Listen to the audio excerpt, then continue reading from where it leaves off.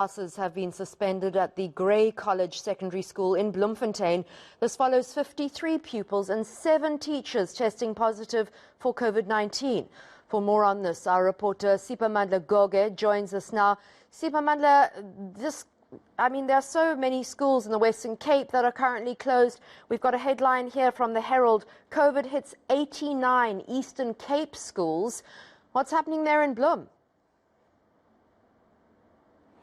Well, one of the oldest and the most popular schools here in Bloemfontein, known as Grey College Secondary, has been hit by COVID-19 infections. We are talking about more than 60 new cases of infections. They involve about 53 learners here and 7 or 9 staff members, including the headmaster, the principal. And as we speak, classes have been suspended, but we are told that they are going on virtually. There have been measures that have been put in place to ensure that teaching and learning continues here at Grey College Secondary School in Bloemfontein. This school is about 166 years old this year, and it's one of the most popular schools. It's known for producing great rugby players, but it's been hit by COVID-19, and the Department of Education in the Free State has confirmed that indeed classes have been suspended here. But right now we will hear from the school itself as we are joined by Mazan Venter, who is the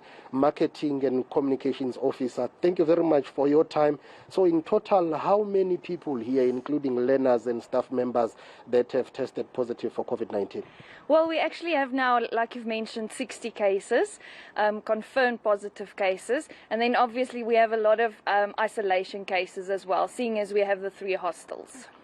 When did you realize that infections were picking up? You were registering new cases. Was it immediately after the school holidays?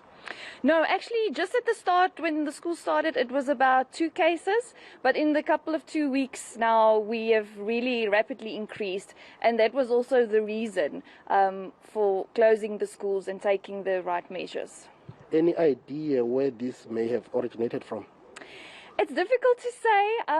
It was holidays, so we probably think that you go to a town visiting a tourist center or going to family. It could have been, during the holidays coming back. Like I mentioned, we have the hostels, so it is a problem. You have the kids, being in contact in the hostels, even though the necessary protocols are in place. So it could have been anywhere, even in your local grocery store. You don't know. What's your population here at this school, though, in terms of numbers? How many learners do you have, the total number? We're standing at about 1,190. So the 60 cases out of that is not a big chunk, but the rapid increase is the concern for us. So what happens now? Are classes going on virtually?